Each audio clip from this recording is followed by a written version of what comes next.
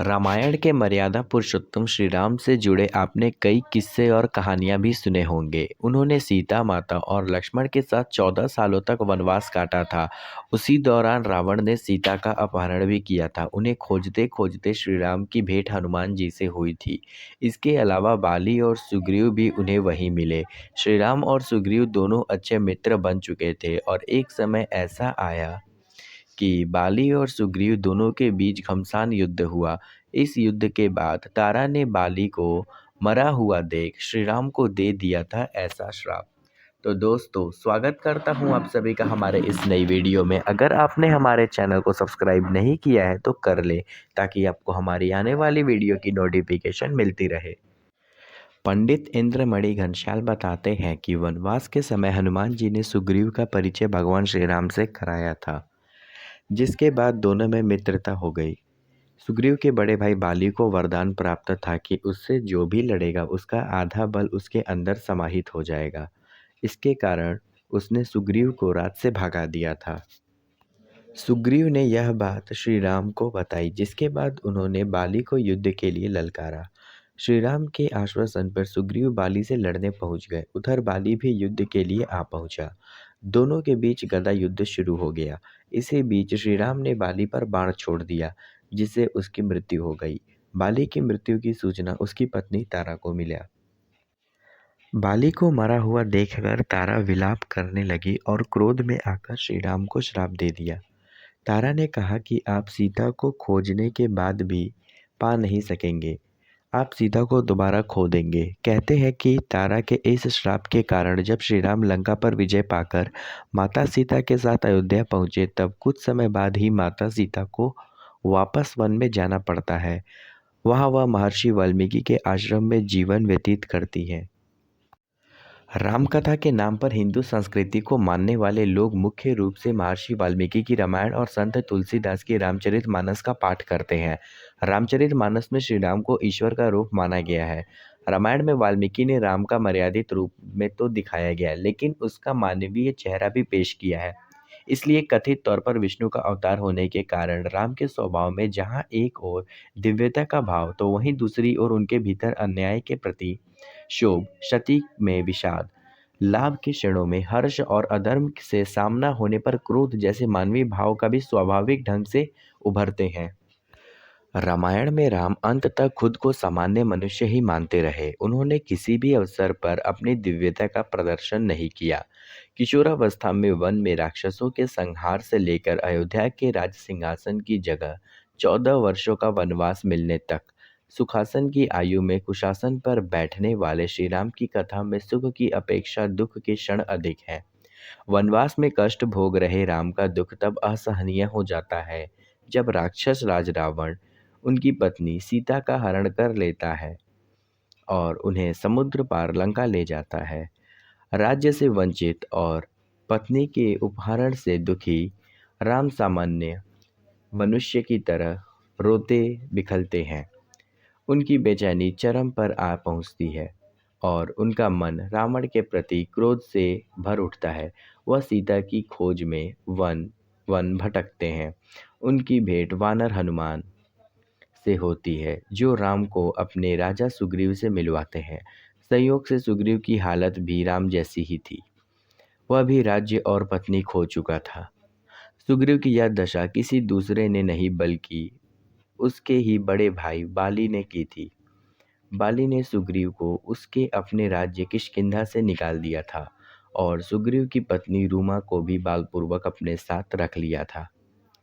राम और सुग्रीव की पीड़ा एक जैसी थी। दोनों से उनका राज्य छिन गया और उनकी पत्नियां दूर पुरुषों के कब्जे में थी। इधर सुग्रीव के पास अपार वानर सेना थी, जो राक्षसों के टक्कर ले सकती थी।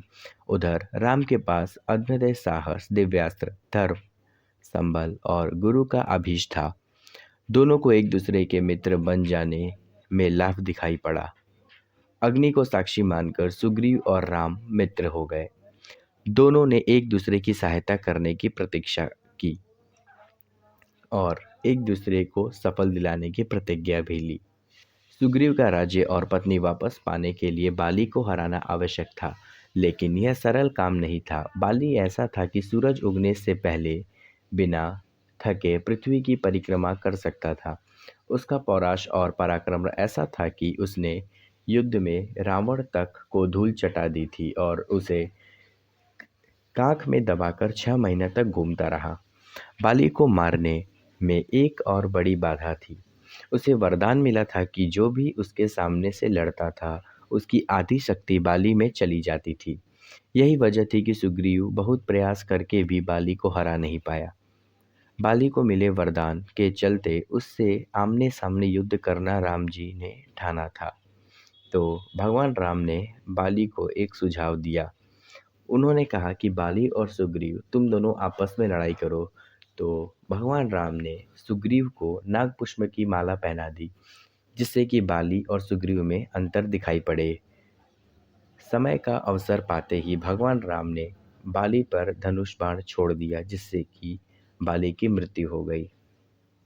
आखिर यह नतीजा निकला कि बाली को सीधे लड़ाई में हराना संभव नहीं था, इसलिए उसे छिपकर मारा गया। राम ने यह बिल्कुल सही किया। अंततः दोनों में एक ही समांतर थी। दोनों का दृश्य एक जैसा ही दिखता था, इसलिए उन्हें निश्चित कर पाना भी मुश्किल था कि उसमें से बाली कौन है या सुग्रीव कौन है। तो भगवान राम ने यह ठाना कि सुग्रीव को नागपुष्प की माला पहना दी जाए, जिससे कि दोनों में अंतर दिखाई पड़े। समय का अवसर पाते ही भगवान राम ने धनुष सीधा बाली पर छोड़ दिया, जिससे कि बाली की मृत्यु हो गई। अंततः मरते समय बाली ने यह कहा कि हे राम, तुमने इसका सहारा क्यों लिया? तुम मेरे पास आते, मैं तुम्हारा काम बहुत ही आसान कर देता। तुम मुझे एक बार अपना परेशानी तो बताते, मैं तुम्हारा काम बहुत ही कम समय में कर देता। तुमने मुझे धोखे से मारा है, फिर भी मैं तुम्हारा आभारी रहूँगा। जैसे ही ये बात बाली की पत्नी तारा को मालूम पड़ा, तारा भागते हुई महलों में से आई और उसने तुरंत रोना शुरू कर दिया। तो तारा ने भी बहुत ही गुस्से में अपना प्रदर्शन दिखाई दिया। तारा को भी बहुत ही गुस्सा आया और उसने भगवान राम को एक ऐसा श्राप दे दिया, जिससे भगवान राम आज भी जूझ रहे हैं। तारा ने भगवान राम को यह श्राप दिया कि जिस तरह तुम अपनी सीता की खोज में निकले हो, तुम उससे वापस अलग हो जाओगे। और हुआ भी कुछ ऐसा ही। जैसा ही भगवान श्री राम लंका में लड़ाई करके सीता को वापस ले आते हैं अयोध्या, तो उसी समय कुछ ऐसी घटना घटित होती है, जिससे कि सीता को जन यानी कि जंगल जाना पड़ा और उन्हें ऋषि वाल्मीकि के साथ जीवन व्यतीत करना पड़ा। भगवान राम के साथ ऐसा बिल्कुल भी गलत हुआ, लेकिन प्रभु की महिमा कौन जाने। तो आइए अब देखते हैं कि सुग्रीव को क्या हुआ।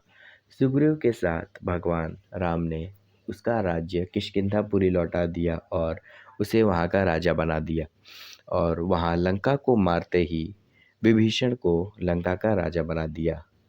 और 14 वर्ष के बाद भगवान राम जब अयोध्या आए, तो उन्हें भी अयोध्या वासियों द्वारा वहाँ का राजा बना दिया गया था, क्योंकि राजा दशरथ ने यह पहले ही घोषित कर दिया था कि राम अयोध्या का राजा रहेगा। तो उन्हें उसी दौरान राजा दशरथ की मृत्यु के बाद अयोध्या का राजा भगवान राम को बना दिया गया था, लेकिन फिर सीता को वापस से जंगल जाना पड़ गया। तो दोस्तों, आज का वीडियो बस यहीं तक था। उम्मीद करता हूँ कि आज की वीडियो से आपको ज़रूर कुछ नया सीखने को मिला होगा।